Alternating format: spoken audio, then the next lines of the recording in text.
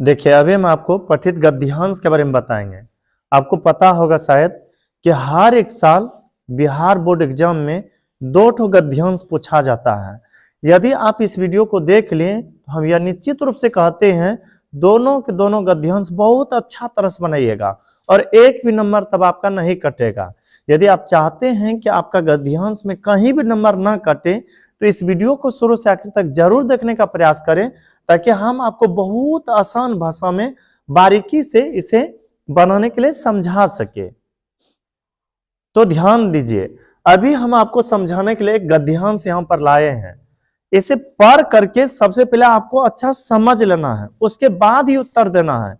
कई विद्यार्थी क्या करते हैं, जैसे मिला यह पठित गद्यांश बस प्रश्न देखा और उत्तर छापना शुरू, जिसके कारण से उसका गलत होने का चांस रहता है और गलत भी हो जाता है। यदि आप चाहते हैं कि आपका गलती ना हो तो सबसे पहले इसे प्रेम पूर्वक अच्छे से पढ़ लीजिए, समझ करके क्या कहा गया है।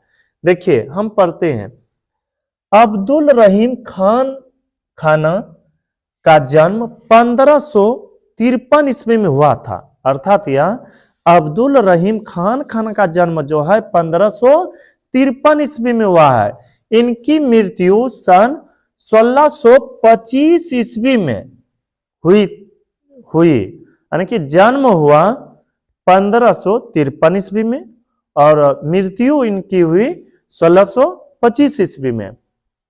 ये अरबी, फारसी और संस्कृत के विद्वान थे ही, हिंदी के विख्यात कवि थे। देखिए, मुस्लिम होते हुए भी ये संस्कृत के कवि बन गए थे और इसके साथ साथ हिंदी के भी विख्यात कवि थे। अभी क्या था यहां पर, ये अरबी, फारसी, संस्कृत के विद्वान थे। हो सकता है पूछ दे अब्दुल रहीम खान खाना किस विषय के विद्वान थे, तो क्या बोलिएगा, अरबी, फारसी और संस्कृत के विद्वान। अच्छा बोलिए, अब्दुल रहीम खान एक खाना का जन्म कब हुआ, 1553 ईस्वी में। इनकी मृत्यु कब हुई, 1625 ईस्वी में। फिर आगे है, ये सम्राट अकबर के दरबार के नवरत्नों में थे।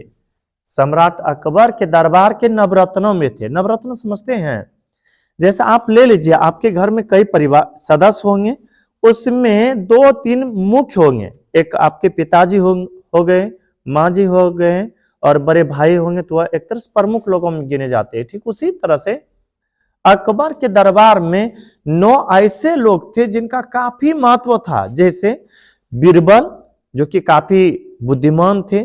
फिर उधर वहीं पर थे एक तरह से राजा मान सिंह। ऐसे ही कई सारे लोग थे। तो ठीक उसी तरह से नवरत्नों में एक रत्न यह भी थे, कौन, अब्दुल रहीम खान खाना। उनमें हिंदी के एक अन्य प्रसिद्ध कवि गंग भी थे। उसी नवरत्नों में एक हिंदी के प्रसिद्ध कवि गंग भी थे। रहीम कवि अकबर के प्रधान सेनापति और मंत्री थे। सेनापति उनको कहते जो सैनिकों का नेतृत्व करते हैं। तो यहां पर कहा गया कि रहीम जो है, रहीम कवि अकबर के प्रधान सेनापति और मंत्री थे। हो सकता है पूछ दे अकबर के प्रधान सेनापति और मंत्री कौन थे, तो क्या कहिएगा, रहीम। फिर इन्होंने अनेक युद्धों में भाग लिया था। कई युद्ध हुए जिसमें भाग लिए थे, कौन, अब्दुल रहीम। युद्ध में सफलता प्राप्ति के कारण अकबर ने इन्हें जागीर में बड़े बड़े सूबे दे दिए थे। जितने भी युद्ध लड़ रहे थे ना, जीत ही लेते थे या जिता ही देते थे अकबर को, जिसके कारण से अकबर ने रहीम को जागीर में बड़े बड़े सूबे दे दिया, यानी कि बड़े बड़े क्षेत्रों में राजपाट करने के लिए दे दिया। फिर आगे है, रहीम बड़े परोपकारी और दानी थे। रहीम बड़े परोपकारी और दानी थे। हो सकता है पूछ दे रहीम क्या थे, कहिएगा बहुत बड़े परोपकारी और दानी। परोपकारी समझते हैं जो एक दूसरे की मदद करे, उसे परोपकार कहते हैं। और दानी जो एक दूसरे को दान दे। इनके हृदय में दूसरे कवि के लिए बड़े सम्मान का भाव रहता था। कहा गया कि रहीम कवि के मन में दूसरे कवि के लिए काफी मान सम्मान के भाव रहते थे। आप कहीं कहीं देखिएगा एक दुकानदार दूसरे दुकानदारों से ईर्ष्या करते हैं, लेकिन इसमें ऐसा ईर्ष्या नहीं है, ये एक दूसरे कवि को काफी पसंद करते थे। फिर आगे है, आप कहिएगा ये कैसे मान लें कि पसंद करते थे या अच्छे मानते थे, तो देखिए गांग कवि के एक छप्पे पर रहीम ने 36 लाख रुपए दे दिए थे। सोचिए 36 लाख उस समय में, जबकि एक आना का एक आध रुपया का काफी महत्व था। उस समय 36 लाख रुपया एक तरह से दान दे दिए। किनको? कवि गांग को। किसके लिए? एक छप्पे लिखे थे, एक सुंदर सा कविता रूप में छप्पे लिखे थे। फिर आगे है, जब तक रहीम के पास संपत्ति थी तब तक वह दिल खोल कर दान देते रहे। जब तक इनके पास धन था तब तक दिल खोल करके दान किया। उसके बाद है, रहीम की काव्य उक्तियां बड़ी मार्मिक हैं क्योंकि वे हृदय से स्वाभाविक रूप से निस्तृत हुई। अर्थात यह कि कवि रहीम जो है इनकी युक्तियों या उक्तियों काफी मार्मिक है, बहुत ही अच्छा है, क्योंकि वे हृदय से स्वाभाविक रूप से निस्तृत हुई। यानी कि या हृदय के स्वाभाविक रूप से बहुत मन लगा करके उसकी रचना करते थे। अब इसी पर आधारित देखिए प्रश्न है, रहीम का जन्म और मृत्यु कब हुआ? रहीम का जन्म और मृत्यु कब हुआ? खुद से बताइए। रहीम का जन्म कब हुआ था? यहां पर बताया गया था 1553 में। मृत्यु कब? 1625 में। आपको यदि लगता है कि 2 का 2 नंबर मिल जाए तो बढ़िया से सजा के लिखिएगा। ये न कि 1553 लिख दिया और 1625, आपको ऐसे लिखना है। अब्दुल रहीम या रहीम खान खाना का जन्म 1553 ईस्वी में और निधन 1625 ईस्वी में हुआ था। पूरा प्रश्न का उत्तर देना है, ये नहीं कि सिर्फ 1553 और 1625 लिख दिया। अच्छा से लिखना है। अब्दुल रहीम खान खाना का जन्म 1553 ईस्वी में और मृत्यु 1625 ईस्वी में हुआ था। फिर आगे प्रश्न है, रहीम किन विषयों के विद्वान तथा उसके प्रसिद्ध कवि थे? अभी तो हम पढ़े थे। रहीम अरबी, फारसी और संस्कृत के विद्वान थे और इसके साथ हिंदी के विख्यात कवि थे। तो क्वेश्चन क्या किया गया है? रहीम किन विषयों के विद्वान थे और किसके प्रसिद्ध कवि थे? तो आपको लिखना है रहीम अरबी, फारसी और संस्कृत के विद्वान थे और साथ ही हिंदी के विख्यात कवि थे। तो वही देखिए यहां पर उत्तर दिए हैं आपको समझने के लिए। रहीम अरबी,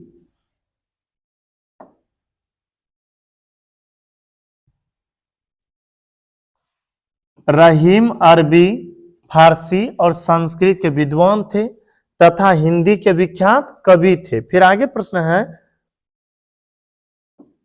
रहीम बड़े परोपकारी और दानी थे कैसे?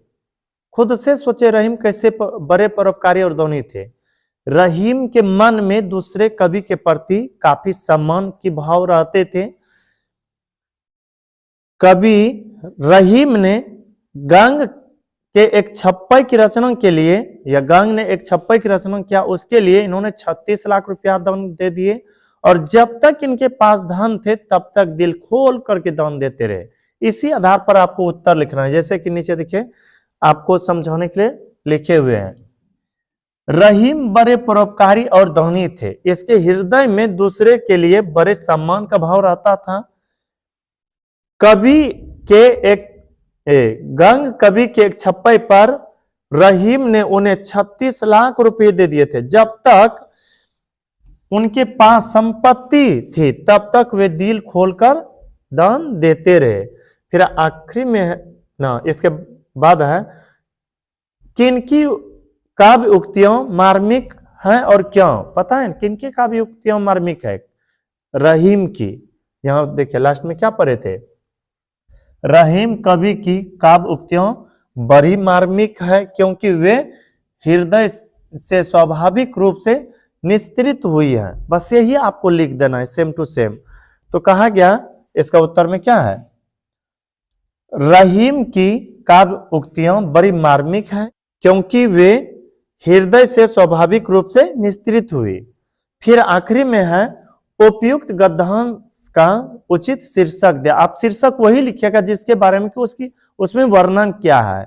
यदि आपको लगता है गांधी जी के बारे में बताया गया है तो इसका उचित शीर्षक गांधी जी चुन सकते हैं। शीर्षक उसे कहते हैं जिसे कि सबसे ऊपर या शीर्ष में रखा जाता है, यानी कि जिस पर वह मुख्य रूप से बात किया गया हो। इसमें मुख्य रूप से बात हुआ है अब्दुल रहीम खाने खाना पर या फिर कबीर रहीम पर। तो इसका देखिए क्या है शीर्षक, अब्दुल रहीम खान खाना या कबीर रहीम। बस इस वीडियो में इतना ही। हमें उम्मीद है कि आपको यह वीडियो अच्छा लगा होगा। यदि यह वीडियो अच्छा लगा हो तो मेरे वीडियो को लाइक कीजिएगा और अभी तक यदि चैनल को सब्सक्राइब नहीं किए होंगे तो कर लीजिएगा, ताकि जो भी इस तरह से वीडियो अपलोड करें वह आप तक आसानी से पहुंच सके। अब मिलते हैं किसी अगला वीडियो में, तब तक के लिए धन्यवाद।